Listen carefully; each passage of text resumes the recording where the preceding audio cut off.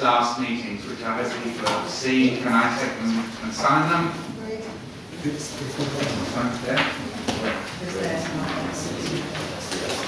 Thank you.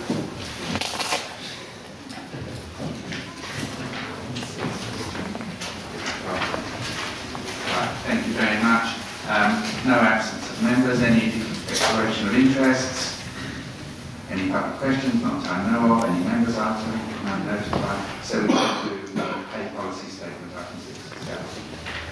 Thank you, Chairman. Pay policy statement is being brought to you for financial year 2013-14. The committee may remember I brought an early draft to the September meeting where you had the opportunity to review and pass comments back.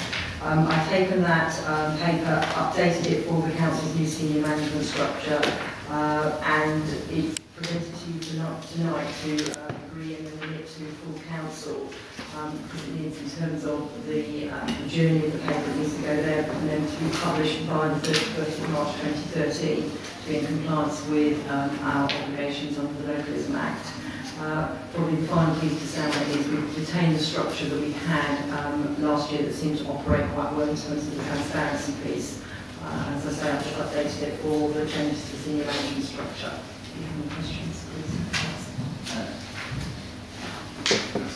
I have one small one, 4.1, and the remuneration of lowest paid. I recall having asked me a question of full leader of the council a number of years ago with the London living wage, and at that point my understanding was we didn't, well the answer was that we didn't, no one was paid below that within the council.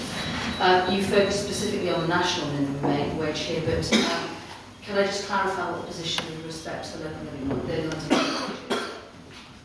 Yes, there are 5.4, 5 and I think 6 sit below the London living wage.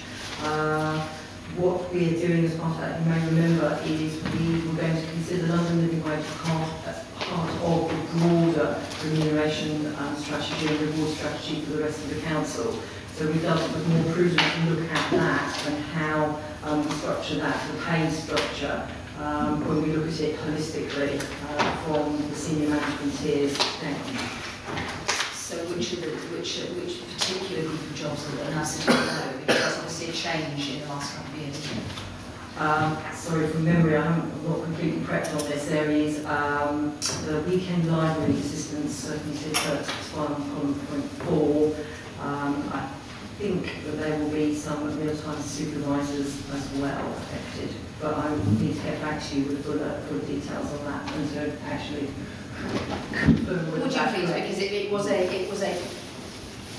it was a question asked for a particular issue at the time, but the answer was so assertive that I was surprised to see it phrased here. And I have queried it since and got a slightly evasive answer. So I would just like to have a proper answer to that. No problem. Sorry, Councillor Scanlon. Yeah, I've got 2 questions. Page 6, after the charts, we have an asterisk, and it says these chief officer posts are subject to changes, etc. Are they all subject to this? All of them listed? Because you've got the asterisk right at the top, but you haven't got it against each particular individual director or chief officer. It's all of those posts that are on here, so those chief officer posts.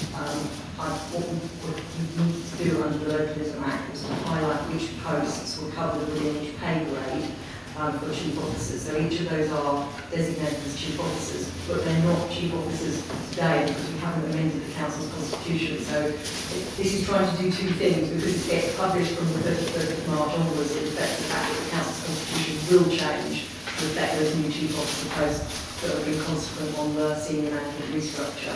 But it's just highlighting that those will be the chief officer posts after the 1st of April and subject to the council's change of the constitution. Excellent, thank you. Page 9, the second paragraph, where a successful candidate was previously employed. Can you clarify, please, if an employee takes early retirement and draws a pension from us, will they be allowed to come back and be employed by us again and continue to draw that pension? I believe that they can, but I will need to check that definitively for you. I know certainly in the private sector that is possible. Someone can reach retirement age, draw their pension, and continue working for us, so they get their pension income plus their basic salary. That is possible certainly in the private sector, and I doubt it would be any different for the public sector. Yes, I think that's correct, but perhaps there should be some safeguard in that, because that's something that could be open to misinterpretation, isn't it? And perhaps we can ask Sarah to do a little work on that, just to make sure it's correct. It's my understanding it pertains within the academic sector as well. Okay, so. Yeah, can I just draw attention to paragraph section 5 on page 8? The headline says, approach to staff moving closer within the public sector. Not quite sure what that means, because then the next sentence is a general statement about recruitment, which doesn't seem to follow on. And I would say that recruitment should be in line with qualities legislation rather than discrimination legislation. And it says post within the public, moving post within the public sector. And then the substantive paragraph on the next page really talks about staff coming back to the same authority. So, I'm not sure what approach to staff moving post within the public sector. It just comes in working. And while all of a sudden related to it's right to make a statement, but I just wonder why it's there about recruitment policy. What I think what we were trying to say was, because this is talking about people who are, as it says in the title, moving within the public sector, the first statement we must make is that we operate a recruitment policy based on merit. So that is just a statement of fact in the context of how we recruit in. So there's no preferential treatment. And then the next paragraph that you referred to about the rules of local government pension scheme and modification order, that applies between local authorities. So it's not just people coming back to Barnet. So for example, if you were employed by London Borough of Enfield, and then you moved to the London Borough of Barnet, the modification order would apply to you, and to quite a number of other bodies that are listed within that particular order. It's quite long and comprehensive. So that does deal with the issue of where people are moving within the public sector, and then covered by that modification order. Wouldn't it be better to, in a sense of transit, to do better English, to head it up there and just, instead of approach to staff, just staff moving posts, take approach to that? Yes.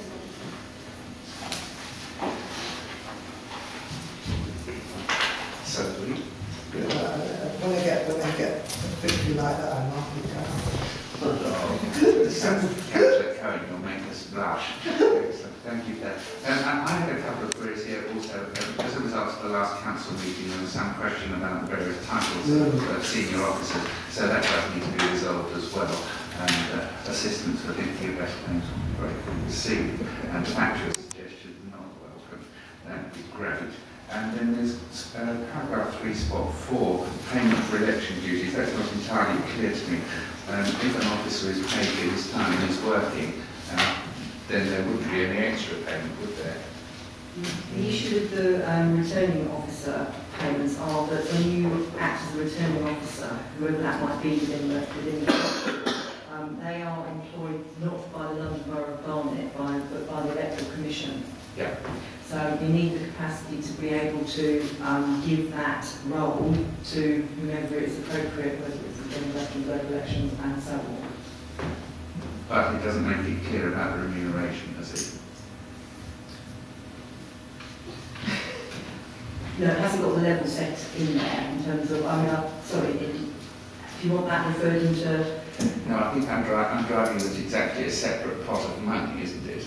It's through you, Chairman, it's an entirely separate pot of money, and it's within that envelope, and so I think unless I misunderstand, all those performing specific election duties are on the day certainly are paid within that, was my understanding. Absolutely, the payment is made by the Electoral Commission out of their budgets. But I'm not paid by Barnet. At the same time? At the same time. Not in all cases. In that So sense, that's what I'm driving Yeah. at. So how would that, how can that wording be adjusted to make that clearer to someone like me? Please.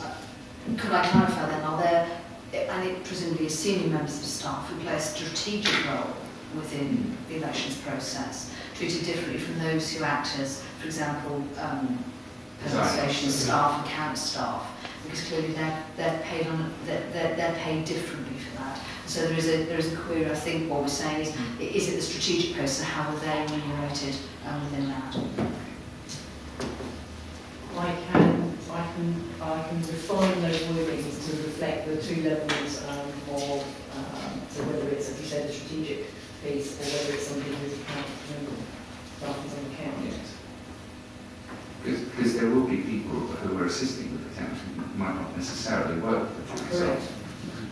So it would clearly be unfair if they're not being paid, say, being a bank clerk, and they come in for the day, and they get paid by the returning officer, whereas our people who work for the council would be in a more favourable position in that they might be being paid by the council as well as receiving a fee from the returning officer.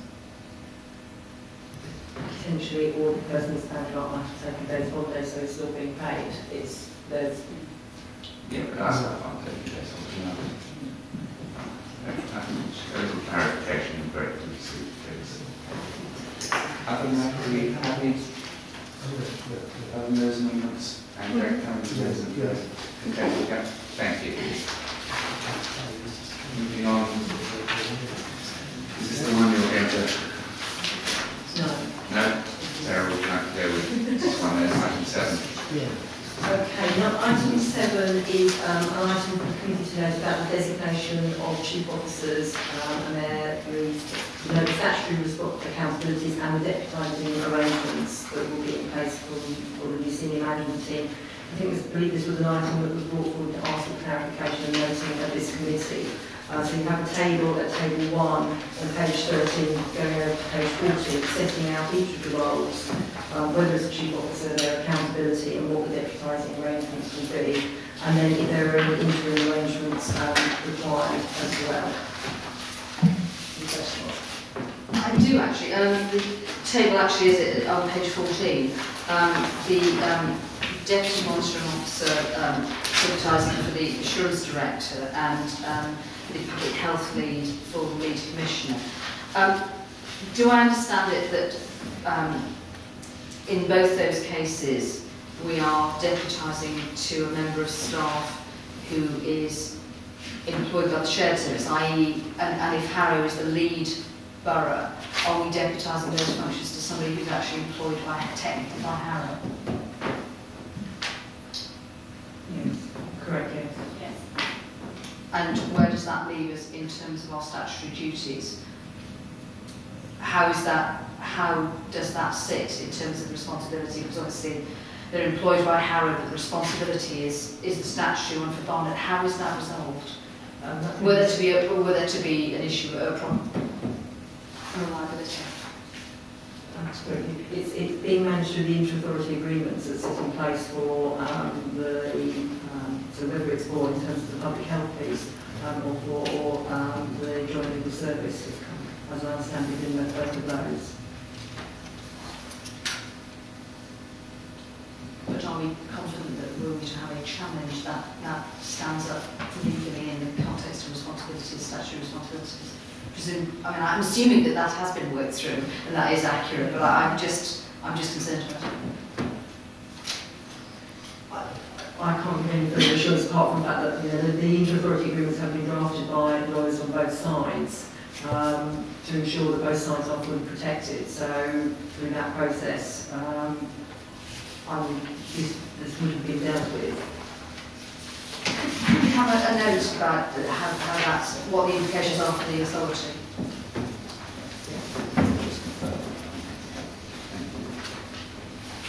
Thank you.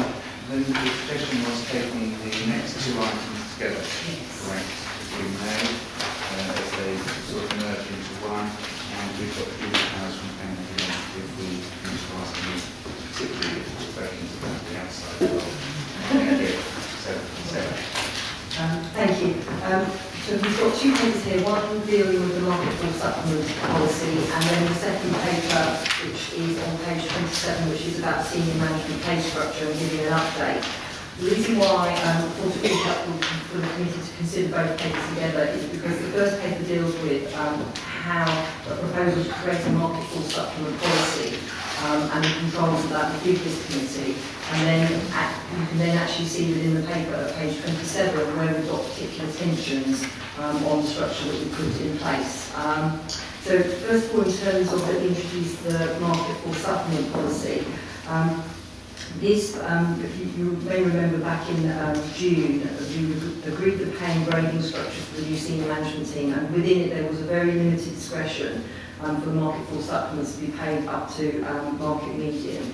The committee recognised that we created a new financial reality for senior pay by pegging back salaries. We've also created a very robust grading structure with no room for wage drift. So what we have is high degree of control and pay and grading. But the flip side of that is that there will be times when the pay structure, which is of course based on a composite market of pay information, doesn't affect particular sectors. So in that situation, employers control that issue through a market for supplements policy. So and what that then does is to define control, create transparency and deal with any equalities issues. And I think it's notable that the Quality and Human Rights Commission actually recommends that it's good practice to have a policy in place. Within the policy, you'll see that it's set out that there is that it's about the post, not the person, that will normally require a failed recruitment campaign plus supporting market data as to why we're not able to attract. Where the total salary takes the post salary above 100,000 under the Localism Act, that would need to come to the Remuneration Committee. That when market factor for supplements would be being agreed by the Remuneration Committee, it would be presented by the service as well as HR as a joint paper, because I think that actually really helps in terms of committee understanding what the pressures might be. It would be non-contractual but would be pensionable, reviewed every year and could be removed with 3 months' notice. So in summary, the pressures, so that sets out the background of why we believe that it's right to have a market for supplement policy in place. The pressures that we currently have are particularly on the head of safeguarding and quality assurance post. We have a pressure on the lead commissioner for later life. And then below the senior management team, just so that you're aware, we already have a market for supplement policy in place for children's services for social workers. So we need to get proper control and rigour around that. And our contract partnership manager posts, which sit below the senior management team, are already proving very challenging to fill. And managers are requesting whether a market for supplement might be put in place. So again, in order to control those requests, we would, as HR, we would welcome having some rigour around that.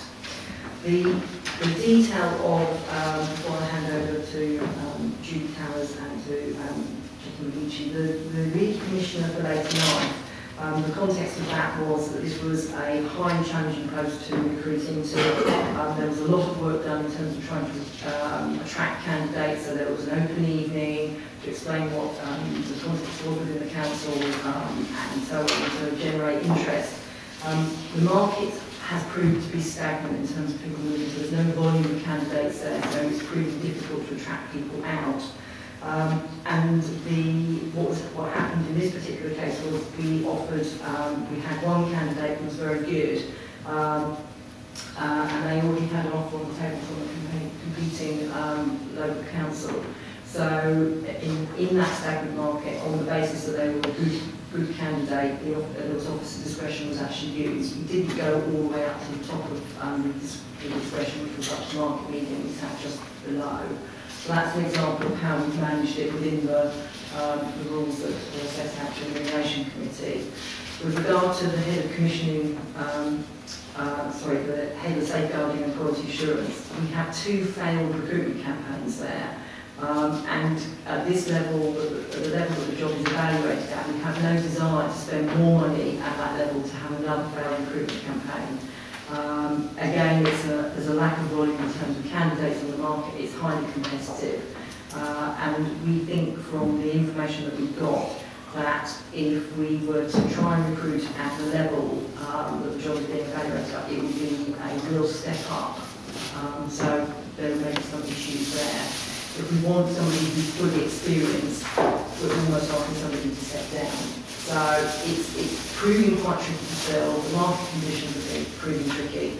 So what we would like to do is to have permission to pay up to $75,000 from where it currently sits, and then it allows us to be more flexible at that point, because as I say, to have another recruitment campaign and for it to fail is not a good use of council money. So I hand over now. Through you, Chair. This paper gives you an update on, if you cast your minds back to June of last year, as a committee at your second meeting you were given a challenging task of setting the senior manager pay bands so that we could then start recruiting to those senior posts in the new structure, which were 47. And we thought it would be an idea to play back to you how those pay ranges have performed during that rather extensive exercise of recruiting to those senior posts. So that's the sort of context of the report. In general terms, the pay structure performed well. We have managed to complete bar 4 or 5 posts, the senior management structure. As Sarah Murphy-Brookman has stated, there have been a number of issues around some of the very hard-to-fill posts that we're asking for consideration on today. But also this paper sets out a number of challenges for you as a committee to consider as the year rolls on. And those are, because we were pegging back pay, and a part of our recruitment campaign was really to attract the internal candidates that we already had, internal employees, should I say, already in post. They have had to think about, they're doing a larger job, but some of them are now doing those larger jobs and they have pay protection. So they're seeing the fact that actually come April 2014, some of those people in those new posts will face the fact that that pay protection will cease. So as a committee you need to think about what issues that will store up for us in terms of retention of key people in the organisation. The other thing around that is we have 3 pay ranges, and for some of those internal candidates we had to go to the top of the range in order to be fair on those internal candidates. So we've used up some of the headroom. So you have to think about how long we will also retain them in the organisation, and will they be attracted to another council who may be offering £4,000 or £5,000 more for a similar post. So we've set the pay range, we have recruited very well to those pay ranges, but you do have a number of issues that you might want to keep an eye on as the year progresses in readiness for April 2014.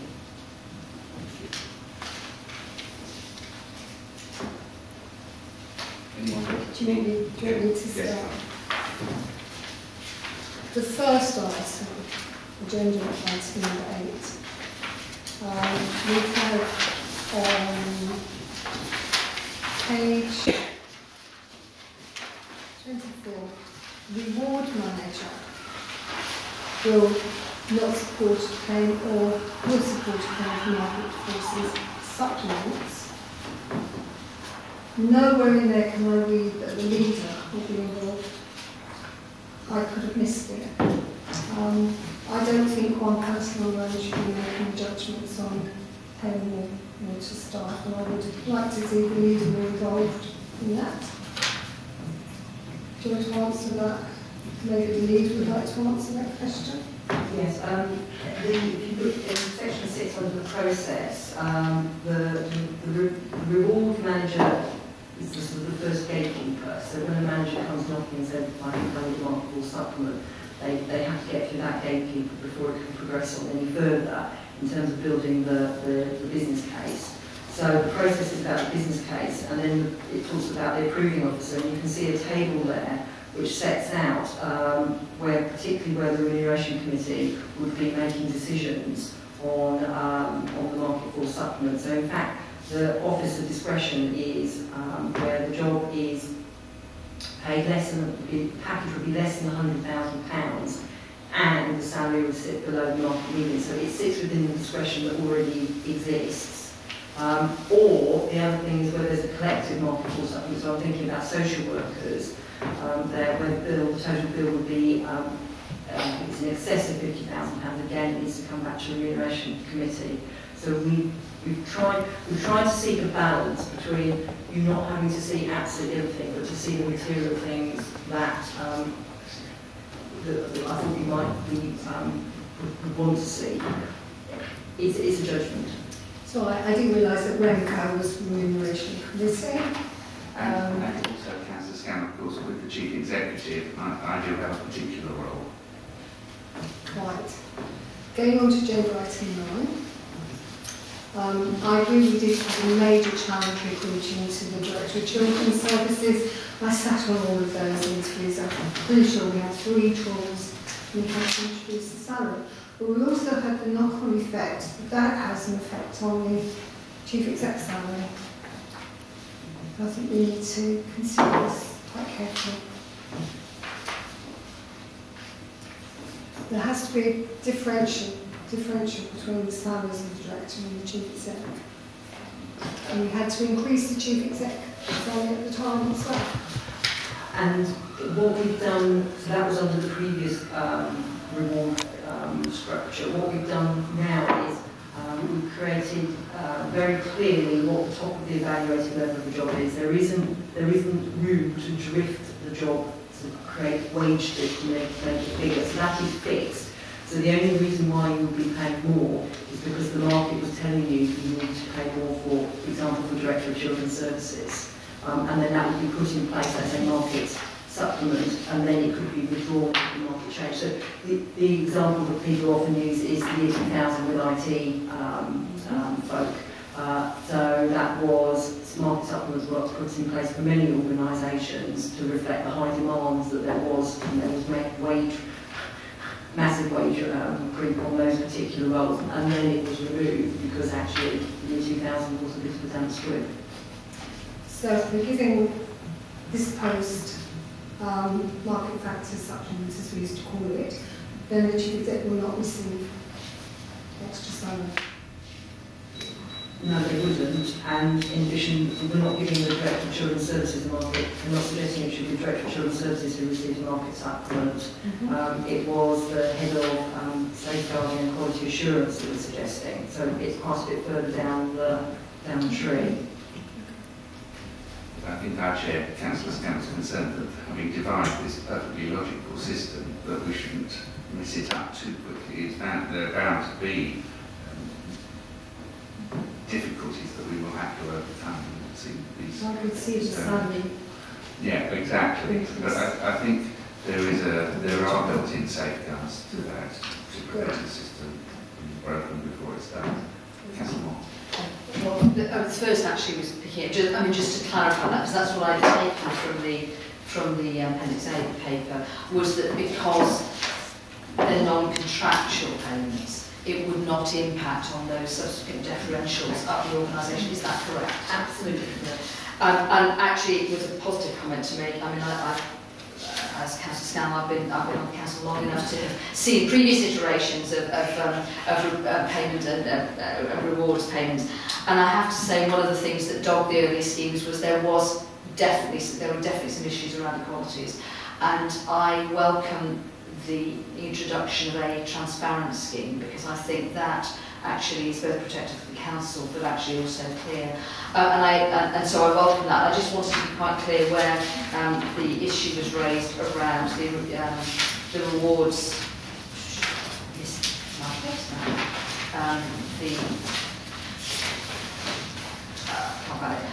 The point about the gateway keeper in terms of the rewards manager. And thank you. Yes, and it's been that. In the sense that I just wanted to be clear that the system was robust enough so that there were not unreasonable refusals, because clearly we've got, and I know that sounds like a peculiar thing, but clearly one of the issues about the inequity, examples of inequity that appeared previously was actually there was that sense that it was happening with some places but it wasn't happening with others. And so I just want to be clear that that robustness goes both ways. I'm not seeking to spend more money, but there are cases where it's clearly important. Absolutely, and I work very closely with the reward manager to understand, what the pressures are that are coming up from within the system about where managers are claiming that maybe a market force supplement might be necessary, and where we're saying no, we don't, just to understand what the rationale for no or what the rationale for is for yes as well. So challenge on both sides. And I think clearly making a proper evidence-based argument is really important. But I was conscious of Jackie's comments actually. You are forward planning and looking at those potential pressure points, and because clearly this process sometimes has to come back to committee, and so you're looking at those in a time scale where we can actually not constantly take emergency action with individual cases. Absolutely, and I think that was one of the reasons why we wanted to bring this safeguarding and quality assurance role to this committee, was one, to give you visibility of, it's quite a limited pressure in terms of it's one post. But actually it's obviously a really important post within the council, and when we need to act, if we find a candidate, we need to be able to fleet of foot to secure them because of the lack of volume out there. So that was why we were wanting to bring it to the committee now to have an in-principle decision. I know it probably, you would prefer not to, but with 2 failed campaigns behind us and a lot of effort that's been expended, it doesn't feel right to head into a third, which is doomed for failure. Well, certainly given the comments that made of general functions and the importance of safeguarding as an issue, I think that's crucial. You use the example of the year 2000, Doomsday, which is not the same example as the head of safeguarding, because we hope that head of safeguarding stays more than midnight every day. And it seems to me that head of safeguarding, if you're going to want to attract somebody, they're still going to be reluctant to come, if they think in 12 months' time. The council could, without reaching a contract, capriciously remove the market force supplement. And that seems to be wrong, because it's such an important post, that I would have thought that once they've been given a pay scale, we should keep to it. And it brings me back to, I heard you say about job evaluation. Are we evaluating the job wrong then? That seems to be, should we go back to basics? And secondly, in the narrative in the second report, it talks about staff and other authorities who could take on that kind of role, just don't want to move for a number of human reasons. That, best we don't know, I think these are the comments. And I'm not sure £4,000 or £5,000. So this is me speaking. I worked for Public Service. I didn't do it for the money, otherwise I'd done something else. Whether that would make a difference. I am concerned about a post such as head of safeguarding should be subject to that money being withdrawn within 12 months. I can't think of a reason why it should be. Absolutely. So to take your points in order, so taking away the market factor supplement, that would be after we've done the review to show the market that there wasn't then a reason to be paying that. So you would be having, it would be very clear to the individual that they have a market force supplement. It would be very clear to them the basis on which it was paid. And when people are within the market, particularly safeguarding market, they will have a sense of what the market is paying around them. So they would be very aware things were changing. So there's also something about being very clear with people applicants who start speaking to us with the potential to become employees about the structure of the pay. So they're not surprised further down the line. So it's about that transparency right from the very beginning. Can I just stop you there? So it just seems there's something wrong in principle about a post such the head of safeguarding, right? Comes to join us, then he or she spends the next 12 months at the end of 12 months I'm still going to be paid this money. And to introduce the marketplace to the extent that you're suggesting that then the money can be, their salary can be cut, for that kind of post just seems wrong. Once their workers have been paid, there should be concentration on the job, not worrying in 12 months' time what's the market doing. I just think the principle is something that doesn't fit, it doesn't seem right. You know, private business and ICI and all capital and all that circuit, that's how they behave. I hope we're not going down that road. You know, I think we should pay them the money, and once they're being paid for doing a decent job, they have to pay. Two issues there I think that have been suggested. One is the job evaluation correct? So you remember the process was that these were evaluated externally for us to ensure that it was a robust process. So we are confident that it's evaluated correctly. If we were to contractualise paying above the grade, it becomes a real equalities issue as to why we would have done that for that post. And I would caution against doing that. I am concerned though that if it's been evaluated but we're clearly out of kilter with the local market, there seems to be some disparity there. But it's on that one job against all of the other, so we've got 48 posts within there, so it's one post within the 48. I'm not querying that issue. In this particular post, we appear to be out of kilter with the market. It's been evaluated. Clearly, if it continues to be in a position where it's going to be difficult to recruit at that level and retain somebody, will we at that point re-evaluate the job? Because if we're out of step with the local market, that would seem to be an argument for that grading not representing. I mean, are we grading it in such a way that it's not reflecting the sort of expectations? I am satisfied that the evaluation is secure.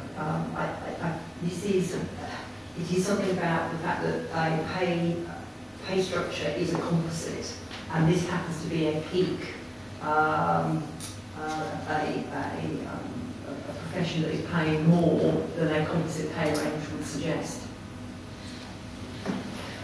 And Councillor Moore, the evaluation would have taken many other factors into consideration. I'm slightly concerned about unpicking that. I think one could say that it would be, you know, whilst it might be possible to remove a market supplement, it's going to be fairly unlikely that one would do that. I mean, I think perhaps it's hard to envisage circumstances when that would happen, surely.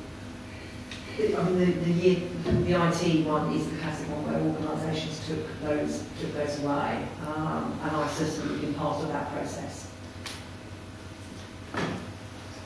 Okay. Sorry, Dan, were you on this subject? Maybe the comment I'll make, Leader, it might be something that advisors do as well. You can benchmark a role to an inch of its life at the end of the day, but if when you come to advertise, there's only so many applicants out there, or so many people who want to, then that's a factor of the market that you can't consider whilst benchmarking the price for a role, because you just don't know. So until you advertise, and we've done this twice now, then you need to think, well, to stimulate that demand, that need to move from somewhere else, you put the market factor there. And I think that you review it. I mean, just the fact it could be taken away in 12 months doesn't mean to say it will. And I think we would, before withdrawing it, you can have reassurance that, you know, that process is robust as giving it as well. And I think we need to be careful of that. It's a balance, isn't it? That we don't be paying over the odds at any time, really. We need to be protecting ourselves. And with that system, it gives us flexibility. I think that's what we're sort of missing in this debate so far, is you can benchmark, but you can't see who's available.